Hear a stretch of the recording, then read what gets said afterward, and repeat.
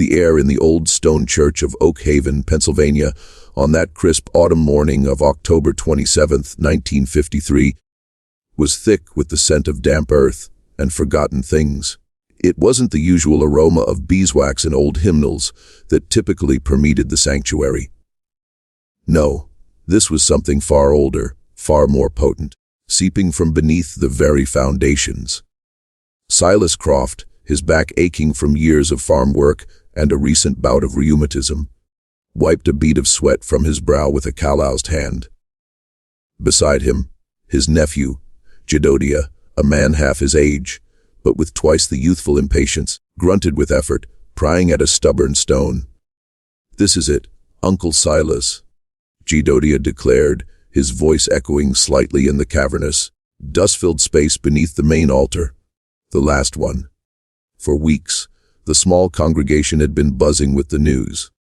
The old church, a venerable structure dating back to the 1850s, was finally getting its much-needed renovation.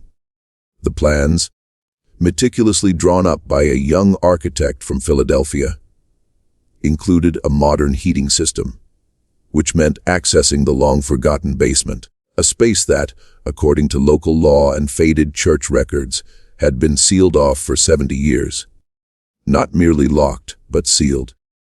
A thick mortared stone wall had been erected, blocking the original entrance, and the only other access point, a heavy wooden trapdoor in the sacristy, had been nailed shut with iron spikes, and then covered by a new floor laid sometime in the early 1900s. Reverend Thorne, a man of quiet demeanor and scholarly pursuits, had initially been skeptical.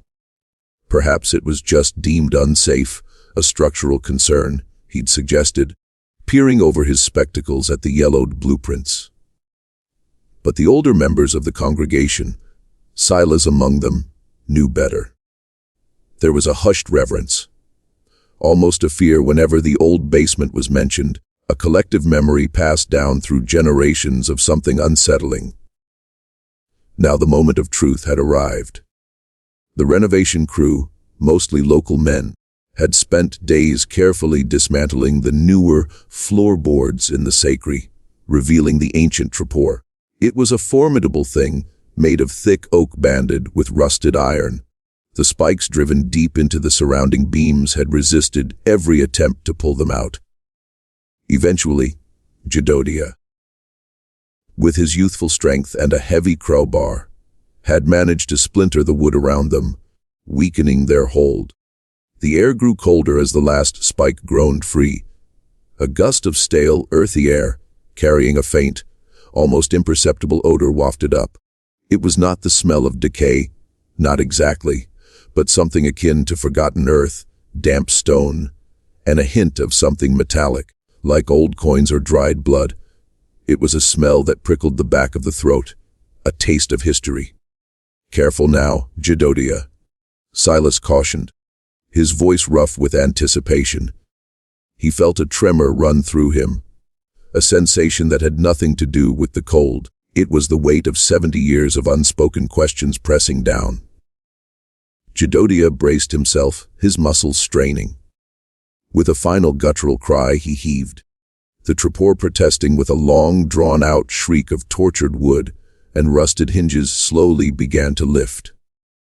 Dust thick and ancient billowed upwards, catching the weak rays of sunlight filtering through the sacristy window. It danced in the air like a ghostly curtain, momentarily obscuring their view. As the dust settled, a gaping blackmoor was revealed. A set of rough-hewn stone steps, slick with what looked like perpetual dampness, descended into absolute darkness. The air that now flowed freely from below was noticeably colder, carrying that same peculiar, unsettling scent, now stronger, more defined. It was the smell of a place long undisturbed, a tomb of forgotten time. Reverend Thorne, who had been observing from a respectful distance, stepped forward, his face a mixture of apprehension and academic curiosity. He held a powerful battery-operated lantern, a modern marvel which he now switched on. A beam of bright artificial light pierced the gloom, cutting through the swirling dust mows and illuminating the first few steps. "Well," the Reverend said, his voice barely a whisper. "It seems we've found it." Silas peered into the darkness, his eyes, though aged, still sharp. He could make out the rough texture of the stone walls, the faint glint of moisture. The silence that followed was profound, broken only by the distant chirping of crickets outside and the rhythmic drip of water somewhere deep within the newly opened space. It was a silence that spoke volumes. A silence that had held its breath for 7 decades, waiting for this moment. Jedodiah, ever the pragmatist, was already reaching for a coil of rope. "Someone needs to go down there, Uncle. See what's what." Silas nodded slowly, his gaze fixed on the inky blackness. He felt a strange pull, a sense of obligation. His grandfather had been a deacon in this very church, had lived through the time when the basement was sealed. He had always been tight-lipped about it, a shadow passing over his face whenever the subject arose. Now Silas felt a generational weight, a duty to finally uncover the truth that had been buried for so long. "I'll go," Silas said, his voice firm, surprising even himself. "I'll go first." The Reverend hesitated. "Perhaps we should wait for daylight, Mr. Croft, or at least have more men present." "No," Silas insisted, already beginning to descend the first slippery step. The cold seeped into his bones, a chill that felt older than the stones themselves. Some things are best faced without a crowd, and some secrets, they don't wait for the sun. As Silas disappeared into the darkness, the beam of Reverend Thorne's lantern following him, Jedodiah and the others exchanged uneasy glances. The church, usually a place of comfort and light, now felt like a silent sentinel guarding a profound, unsettling secret. The 70 years of silence had finally been broken, but what would emerge from its depths remained to be seen. The very air seemed to hold its breath, waiting for the past to finally reveal itself. The descent into the church basement was slow and deliberate. Each step Silas took echoed unnervingly in the confined space, amplified by the damp stone walls. The air grew heavier, colder, and the peculiar scent intensified. A mix of mineral earth, stagnant water, and something else, something subtly organic, like dried leaves or very old wood. Reverend Thorne, holding the lantern aloft, followed closely, his breath misting in the frigid air. Jedodiah, ever cautious, remained at the top, ready to assist with the rope. The beam of the lantern cut through the oppressive darkness, revealing a long, narrow chamber. The walls were rough-hewn field stone mortared with a dark, almost black substance. The floor was packed earth, uneven and damp with patches of glistening moisture. There were no windows, no obvious ventilation, just the suffocating embrace of the earth.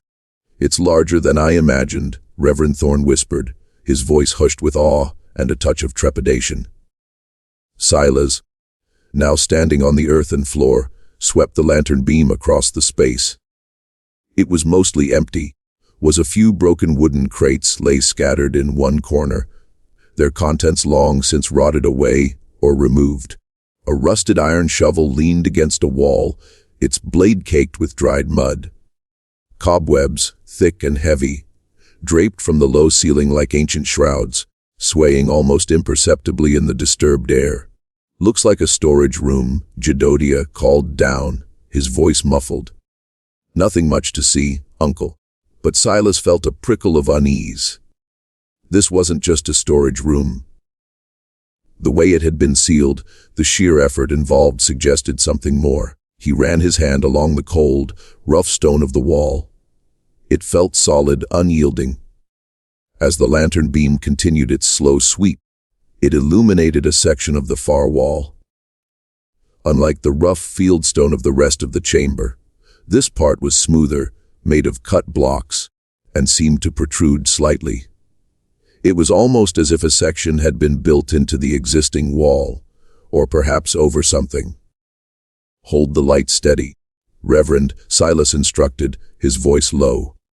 He approached the anomaly, his boots crunching softly on the damp earth. The mortar between these cut stones was different too, lighter in color, almost like a patch job.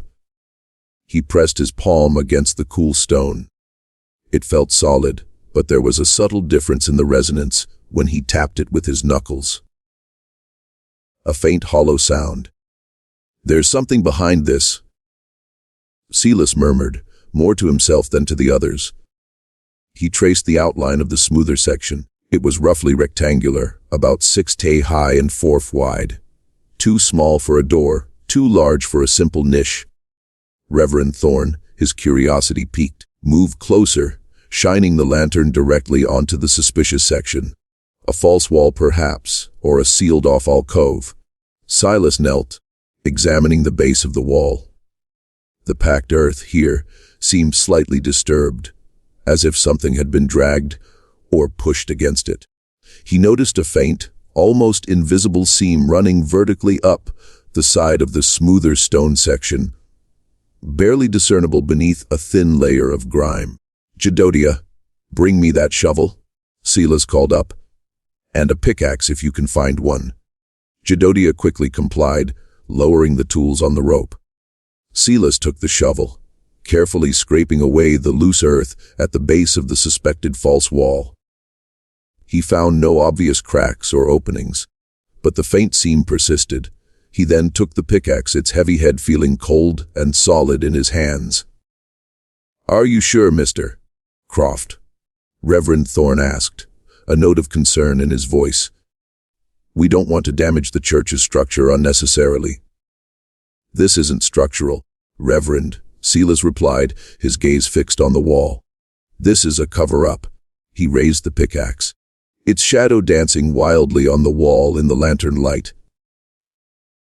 With a grunt, he brought it down not with full force, but with a controlled strike, aiming for the mortar line of the seam. Thack! A shower of dust and small stone fragments flew. The sound was dull, not the sharp crack of solid stone, but a muffled thud, confirming his suspicion. The mortar, though old, was brittle. He struck again and again, widening the crack. The peculiar scent in the air seemed to thicken, becoming more pungent, more insistent. It was still not the smell of outright decay, but something akin to very old, dry wood, mixed with a faint Swedish undertone that was deeply unsettling. After several minutes of painstaking work, a small gap appeared. Silas dropped the pickaxe and knelt, peering into the narrow opening. The lantern light directed by Reverend Thorn streamed into the void. What they saw sent a shiver down Silas's spine that had nothing to do with the cold. It wasn't another chamber, not yet. It was a small, dark recess, barely large enough for a man to stand in. And within that recess, tucked away in the deepest shadow, was a small wooden object. It was low to the ground, roughly carved, and seemed to be draped with something pale and tattered. "What is it?"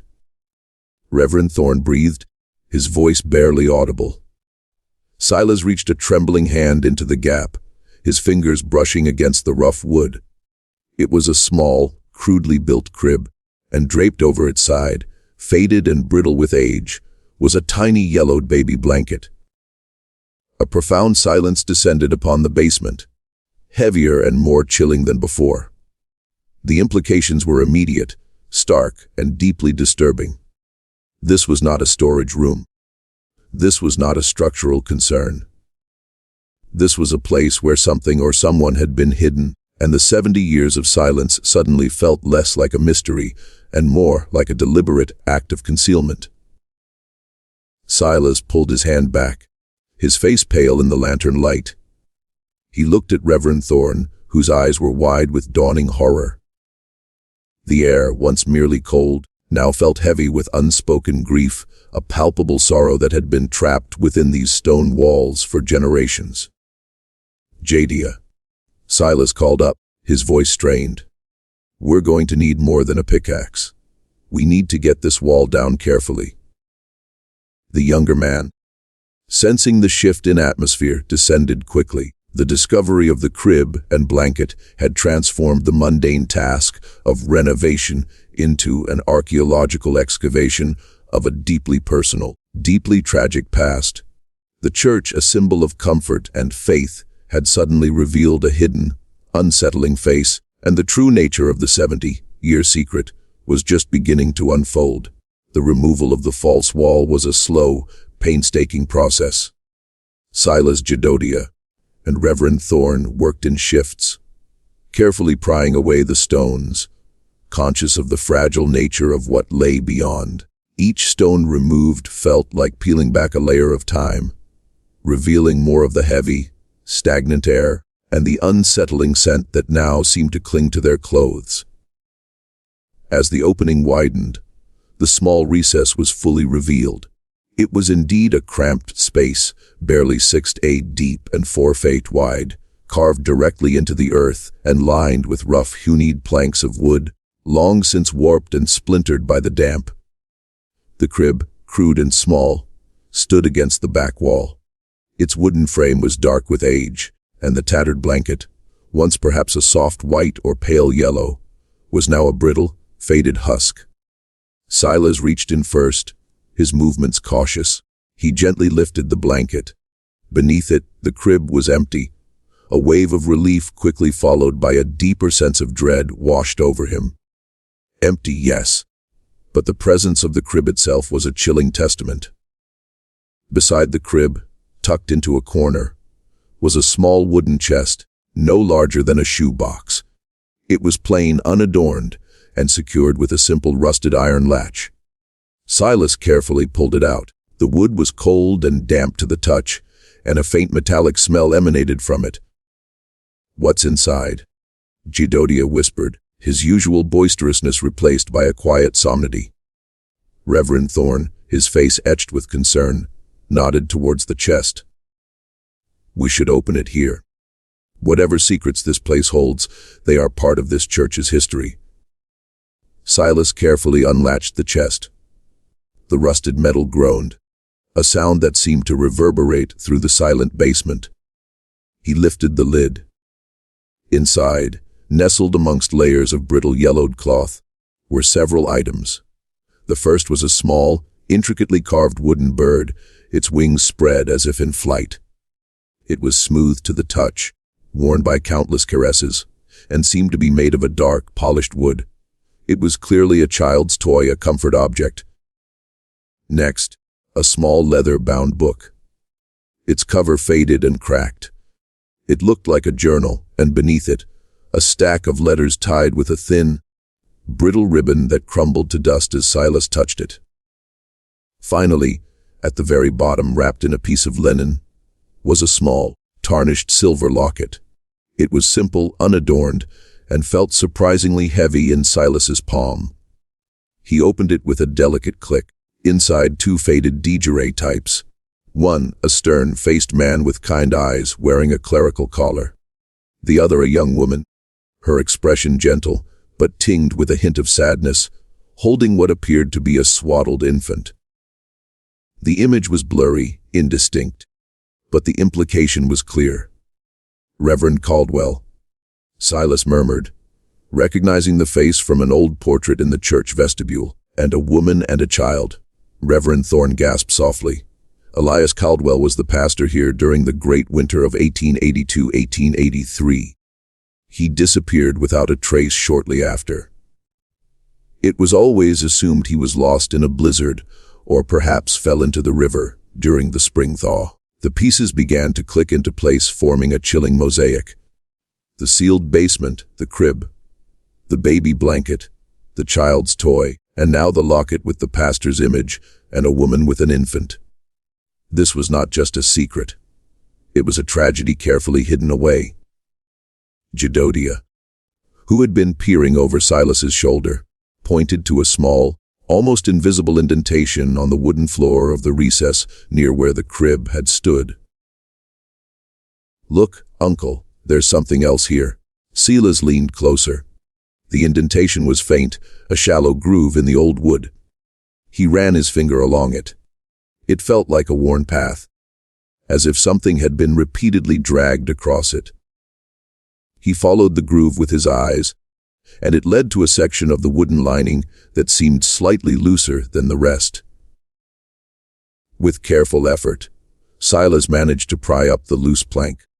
Beneath it, nestled in the damp earth, was another smaller package. This one was wrapped in oilcloth, offering some protection from the moisture. He unwrapped it slowly. Inside was a small wooden doll, crudely carved, but with a distinct, almost haunting expression on its painted face.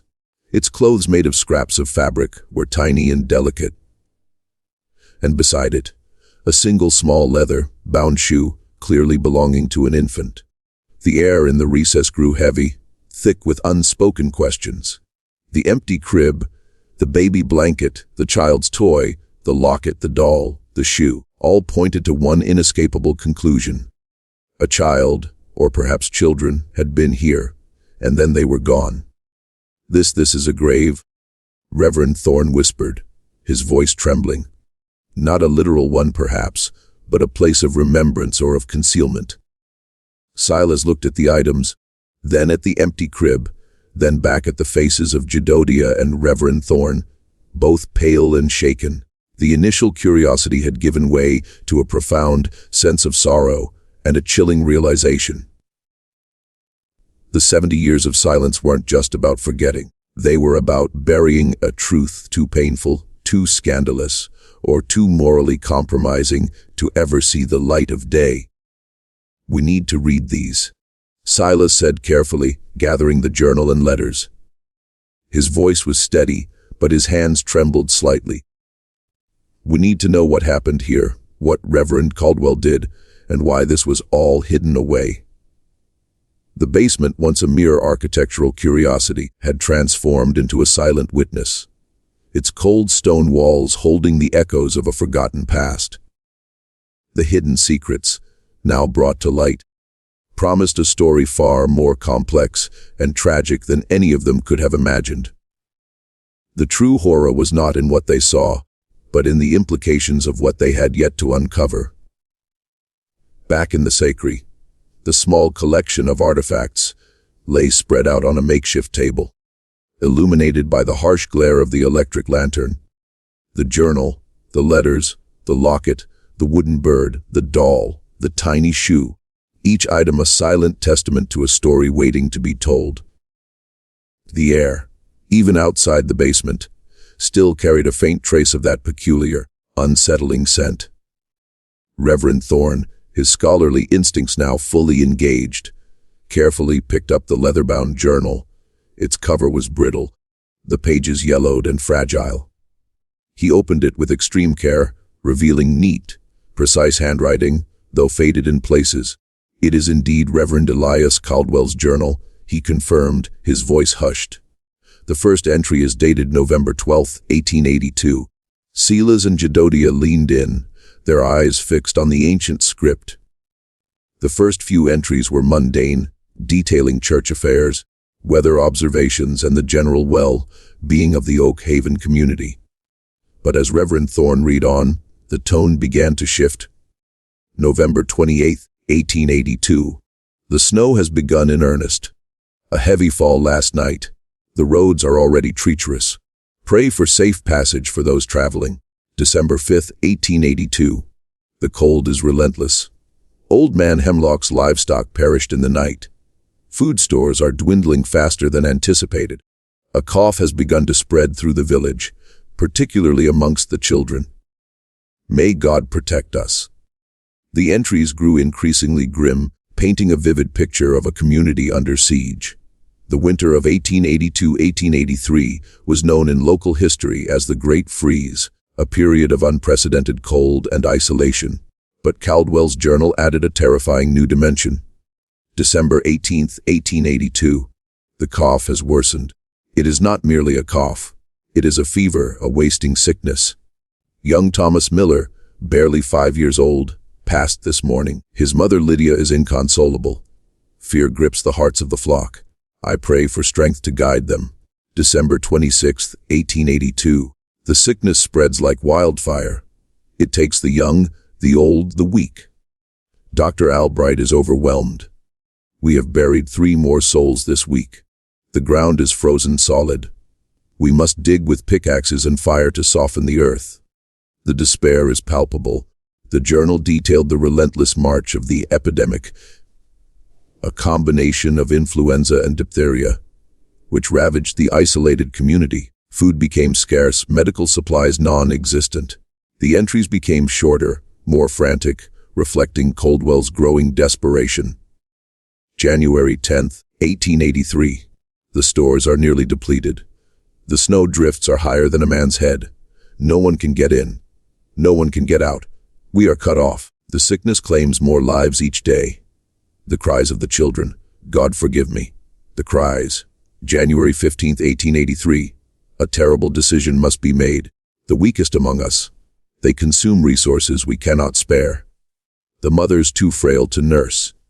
The infants too small to survive this cold, this hunger, this plague. We cannot save them all. A choice must be made for the survival of the many. A chilling silence filled the sacred. Silas felt a cold knot form in his stomach. The implications of Caldwell's words were horrifying. The weakest among us. A choice must be made. What does he mean, the weakest? Jedediah asked, his voice tight with disbelief. Reverend Thorne continued to read, his brow furrowed. It seems the epidemic, combined with the extreme isolation and lack of resources, pushed the community to the brink. Caldwell was faced with an impossible choice: sacrifice some to save others. Then Reverend Thorne turned to the stack of letters. They were addressed to Caldwell, some from other church elders, others from concerned parishioners. They spoke of the dire situation, the dwindling food, the constant burials. But one letter written in a more elegant flowing hand stood out. It was dated January 20th, 1883 and signed Lydia Miller. Reverend Thorne began to read it aloud, his voice trembling slightly. Reverend Caldwell, I implore you, reconsider this terrible path. These are God's children, no less than any other. To separate them, to condemn them to such a fate is an abomination. My own Thomas, may he rest in peace, was taken by the sickness. But I would never have wished this upon him. There must be another way. We can share what little we have. We can pray, but this is not the Lord's work. I cannot in good conscience stand by and watch this unfold. I will speak out. I will tell the others what you plan for the unwanted. God help us all if you proceed. The letter dropped from Reverend Thorne's trembling fingers. The silence that followed was deafening, broken only by the frantic beating of Silas's own heart. The unwanted, Silas repeated, the words tasting like ash in his mouth. The children in the crib, the doll, the shoe, the pieces of the puzzle were now falling into place, forming a picture far more sinister than a simple structural concern or a forgotten storage room. The sealed basement, the hidden recess, the child's belongings, Caldwell's desperate entries, and Lydia Miller's impassioned plea. They all pointed to a dark secret, a moral compromise made in the crucible of an unimaginable winter. This is an unspeakable tragedy. Reverend Thorne finally managed to say, his face pale. A desperate act born of desperation. But what happened to them, to the children, and to Lydia Miller, who threatened to expose it? The questions hung heavy in the air, unanswered, yet their implications were clear. The cryptic documents had opened a window into a past of unimaginable suffering and a terrible choice. The 70 years of silence were not just about forgetting. They were about burying a truth that had haunted Oak Haven for generations. A truth that was now slowly, painfully coming to light. The true horror was not in the supernatural, but in the depths of human despair and the choices made when survival itself is at stake. The journal of Reverend Elias Caldwell became their primary guide, a chilling chronicle of a community's descent into desperation. Reverend Thorne, with his steady hand and academic precision, continued to transcribe the faded entries, While Silas and Jedediah listened, their faces grim. The narrative unfolded like a slow-motion tragedy, each page turning, revealing another layer of Caldwell's moral struggle. January 22, 1883. Lydia Miller confronts me. Her grief for her own child has sharpened her resolve. She speaks of God's judgment of abomination. She does not understand the necessity. The choice is not between good and evil, but between two evils, to let all perish or to save some, the infants, those born without a father, those whose mothers are too weak to nurse, those whose families have already succumbed to the sickness. They are the ones we cannot sustain. Their cries weaken the resolve of the healthy. Their needs drain the last of our meager stores. Caldwell's entries revealed a man tormented, convinced he was making a terrible but necessary sacrifice. He believed he was acting as a shepherd, culling the weakest of the flock to ensure the survival of the stronger. The basement, he wrote, was to be a sanctuary, a place where these unwanted could be kept, away from the eyes of the community, away from the dwindling resources until the winter broke and help could arrive. A desperate lie he told himself, and perhaps some of the elders. January 25, 1883. The first three have been brought to the lower chamber.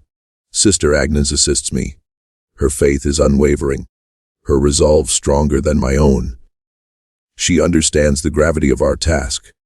We have prepared the space as best we can, with what little we have, blankets, a few small bowls of ground.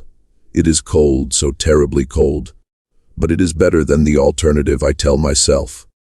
Better than the slow, agonizing death in the arms of a starving mother. The mention of Sister Agnes sent a fresh wave of unease through Silas. He remembered her from his childhood, a stern, unsettling woman who had lived to a ripe old age, always dressed in black, her eyes holding a distant, haunted look. Now her complicity in Caldwell's terrible plan cast a new, chilling light on her memory. The journal entries became more fragmented, more emotionally charged. Caldwell's handwriting grew less steady, reflecting his deteriorating mental state. He wrote of the constant wails from below, the gnawing guilt, the desperate prayers for a swift end to the winter, for a miracle. February 1, 1883. More have been brought. The number grows. The silence above ground is a lie. The true sounds of Oak Haven are below in the dark. My soul is stained. I see their faces in my dreams. Small, innocent faces. God, what have I done?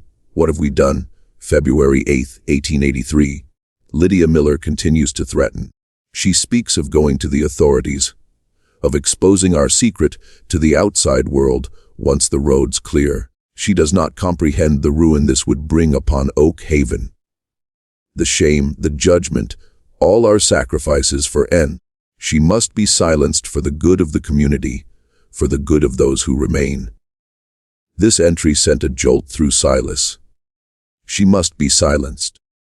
The words hung in the air, heavy with menace. It wasn't just about the children anymore.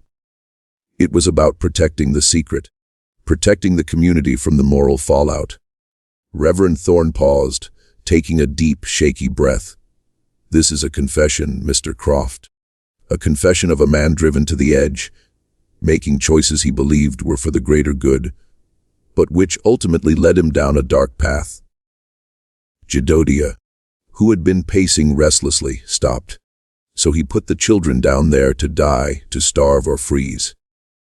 His voice was raw with anger and disbelief. He believed he was giving them a sanctuary. Silas said, his voice flat. A place where they wouldn't drain the resources of the healthy. A place where their suffering wouldn't be seen, wouldn't break the spirit of the survivors. A terrible, twisted logic born of desperation. The journal continued, detailing Caldwell's increasing paranoia about Lydia Miller. He saw her as a threat to the fragile peace, a danger to the very fabric of the community he was trying to preserve. He wrote of her unwavering moral compass, her refusal to accept his necessary evil. February 15, 1883. The thaw has begun slowly, painfully, but Lydia's resolve has not. She speaks openly now to anyone who will listen of the unwanted in the basement. She speaks of my sin, of the elders' complicity. She will destroy us all. I cannot allow it. The secret must remain buried for Oakhaven. The final entry in Caldwell's journal was dated February 18th, 1883. It was short, stark, and chilling. The choice is made. May God have mercy on my soul and on hers. The journal ended there. A profound silence descended upon the sacri, heavier than any they had experienced in the basement. The Reverend's confession was complete, but it left a gaping, terrifying question. What choice had been made on February 18th? And what had happened to Lydia Miller? Silas looked at the wooden bird, the doll, the tiny shoe, the innocent relics of a terrible secret. The Reverend's confession had revealed the motive, the desperation, and the moral abyss into which Oakhaven had fallen. But the full horror of the events, and the fate of Lydia Miller, remained shrouded in the lingering shadows of the past. The 70 years of silence had protected a truth far more complex and morally ambiguous than simple abandonment. It was a truth that now demanded to be fully unearthed. The revelation of Caldwell's final journal entry, "The choice is made, may God have mercy on my soul and on hers," left a palpable chill in the sacri. The focus of their investigation shifted from the tragic fate of the unwanted children to the ominous disappearance of Lydia Miller. She was the woman who knew too much, the conscience of a community driven to desperate measures. Reverend Thorne, his hands, still trembling slightly, began to sort through the remaining letters found in the wooden chest. Most were from other church elders, confirming the dire conditions Caldwell described. They spoke of the burden of the sick and the necessity of difficult decisions, though none explicitly mentioned the basement or the children. Their language was veiled, hinting at a collective understanding without direct admission. But then, Reverend Thorne found a small folded piece of paper tucked away at the bottom of the stack. It was not a letter, but a single hastily written note dated February 17th, 1883, the day before Caldwell's final journal entry. The handwriting was different, more hurried, less refined than Lydia Miller's previous letter. It was signed simply L. He knows I will not be silent. He speaks of preserving Oakhaven, but it is a preservation built on sin. I have spoken to Thomas Albright, to Martha. They are torn, but their fear of ruin is greater than their compassion. Sister Agnes is a stone. I will not let this stand. I will go to the bridge tomorrow at dawn. The thaw is enough. I will find a way out, and I will tell the world. They must know. God forgive me for what I must do, but I cannot live with this secret. They cannot hide it forever. Reverend Thorne read the note aloud, his voice barely above a whisper. The implications were stark. Lydia Miller was not just threatening. She was actively planning to leave Oakhaven and expose the truth, and Caldwell knew it. The bridge, Silas murmured, his mind racing. The old wooden bridge over Miller's Creek. It was the only way in or out of Oakhaven during the winter months before the new road was built in the 1920s. Jedediah's eyes widened. So, she was going to leave to tell everyone, and Caldwell couldn't allow that, Reverend Thorne concluded, his voice heavy. The shame, the scandal, the potential legal repercussions for the entire community. It would have destroyed Oakhaven, not just its reputation, but its very existence. The narrative of Lydia Miller began to take shape. She was a young woman, perhaps in her late 20s or early 30s, recently widowed by the epidemic, her own child taken by the same cruel hand. Her personal grief had fueled her empathy, making her unable to accept the cold, utilitarian logic of Caldwell and the elders. She saw the unwanted children not as a burden, but as innocent lives deserving of protection. Her moral compass, unlike Caldwell's, remained unbent by desperation. Silas remembered faint whispers from his childhood, stories of a tragic accident at the bridge during the Great Freeze. A young woman caught in the sudden spring thaw swept away by the swollen creek. It was always presented as a natural disaster, a sad consequence of a harsh winter. But now, with Lydia's note and Caldwell's final entry, the narrative shifted from accident to something far more sinister. Do you think Caldwell pushed her?" Gidodia asked, the question hanging heavy in the air. Silas didn't answer immediately. He looked at the locket, at the faded image of Caldwell and the young woman with the infant. The woman in the locket, he now realized, was likely Lydia Miller, holding her own child Thomas. Before the epidemic claimed him, Caldwell the stone-faced pastor and Lydia the compassionate midwife. A tragic irony. Caldwell was a man of God, Reverend Thorne interjected, his voice strained. A man of faith. To commit such an act, it would be a complete shattering of his soul. Desperate times, Reverend Silas countered, his voice grim. Caldwell's journal shows a man unraveling, convinced he was doing God's work by making terrible choices. He saw Lydia as a threat to everything he was trying to preserve. To him, silencing her might have been another necessary evil. The note from Lydia, found hidden amongst the other documents, was a desperate cry for justice, a final act of defiance. It painted her as a tragic figure, a martyr to a terrible secret. Her determination to expose the truth, even at great personal risk, highlighted the moral chasm between her and the desperate community. The silence that followed was filled with the weight of their discovery. The story of the sealed basement was no longer just about the forgotten children. It was about the lengths to which a community, led by its spiritual guide, would go to protect a terrible secret and the tragic fate of the one person who dared to challenge it. The stage was set for the final horrifying act of the Oak Haven tragedy. The night everything changed. The pieces of the puzzle, though still incomplete, now formed a chilling picture. The unwanted children in the basement, Caldwell's desperate rationale, Lydia Miller's unwavering moral stand, and her threat to expose the truth, all converged on the night of February 18, 1883. The date of Caldwell's final ominous journal entry.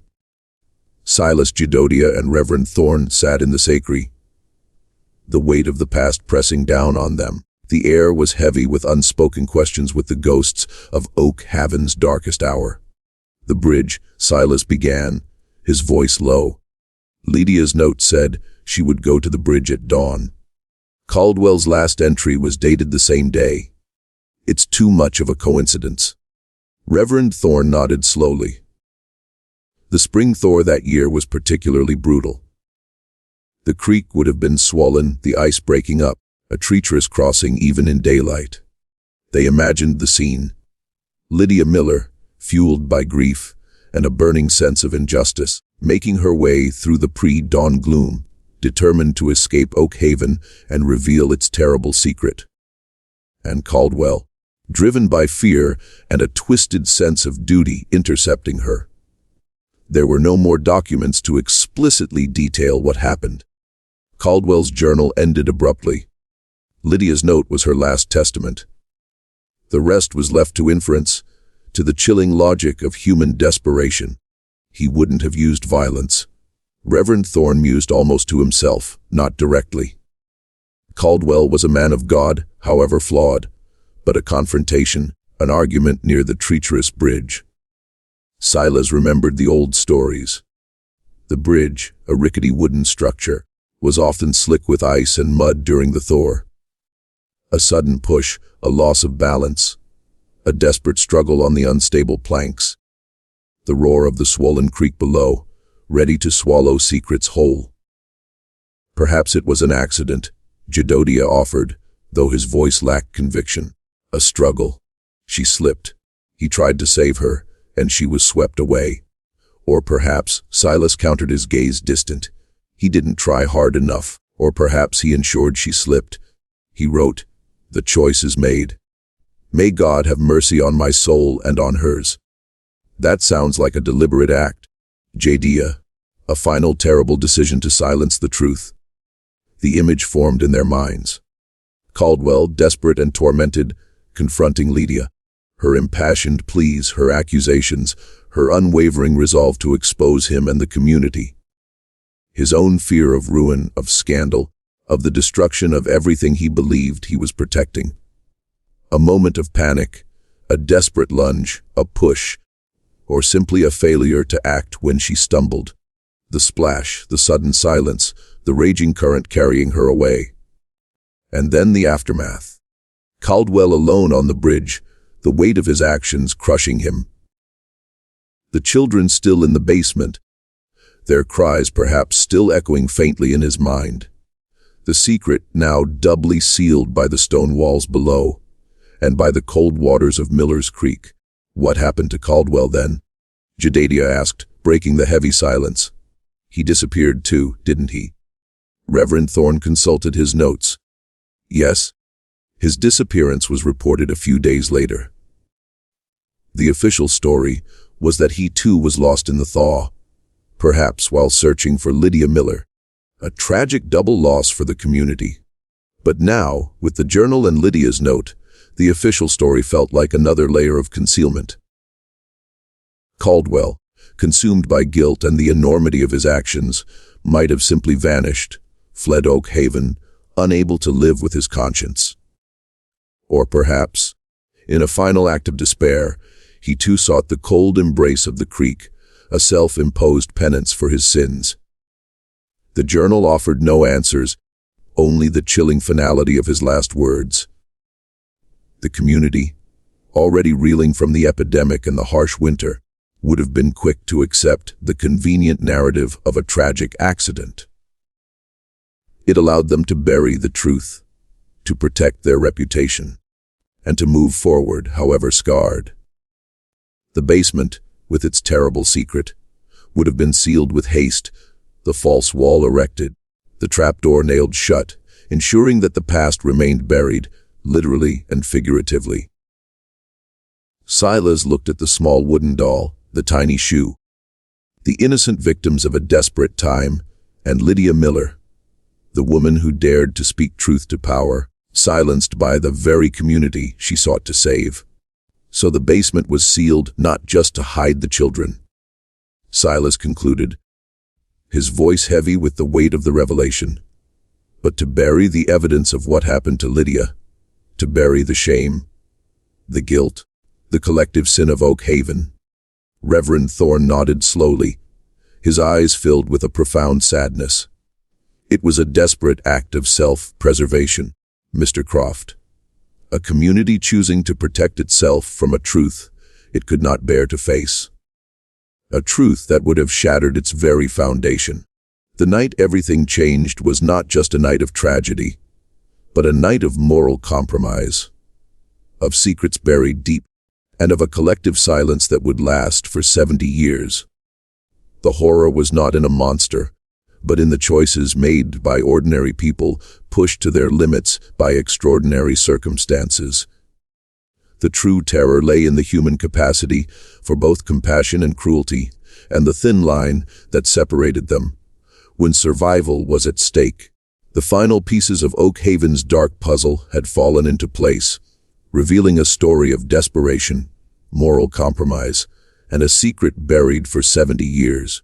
Silas, Jedediah, and Reverend Thorne sat in the sacristy, surrounded by the relics of the past. The silence now heavy with understanding, rather than mystery. The basement had been sealed for a multitude of reasons, each layer of concealment adding to the profound silence that followed. Firstly, there was the immediate horror of the unwanted children. Caldwell's journal, however, twisted its logic, revealed a desperate attempt to manage an impossible situation, to save the many by sacrificing the few. The sight of those children slowly succumbing to cold and hunger would have been a constant, unbearable reminder of the community's failure, a drain on the morale of the survivors. Sealing them away was a desperate act to preserve the sanity and hope of those who remained. Secondly, there was the tragic fate of Lydia Miller. Her unwavering moral stance, her threat to expose the truth, forced Caldwell's hand. Her disappearance, whether accidental or orchestrated, was a direct consequence of her knowledge. The community, complicit in the basement's secret, would have had every reason to ensure her silence, to accept the convenient narrative of a tragic accident at the bridge. To admit otherwise would have invited scandal, legal repercussions, and the complete ruin of Oak Haven's reputation. Thirdly, and perhaps most powerfully, there was the collective guilt. The elders who supported Caldwell, the families who turned a blind eye, the entire community that benefited from the sacrifice, all shared in the burden of the secret. To acknowledge it, to speak of it would have been to admit their own complicity, their own moral failings in the face of unimaginable hardship. Silence became their shield, a pact forged in desperation and maintained by fear. Silas looked at the wooden bird, the doll, the tiny shoe. These were not just artifacts. They were silent witnesses. Their innocence a stark contrast to the darkness they represented. The locket with Caldwell and Lydia spoke of a complex relationship, perhaps even a shared past, now irrevocably stained by tragedy. So they just lived with it? Jedodiah asked, his voice barely a whisper. For 70 years, knowing what was down there. People are capable of extraordinary things, Jedodiah, Silas replied, his gaze fixed on the ancient journal. Both good and terrible, and the human mind is remarkably adept at burying what it cannot bear to face. They built new lives, raised families, rebuilt Oak Haven. But the secret, I imagine, was always there.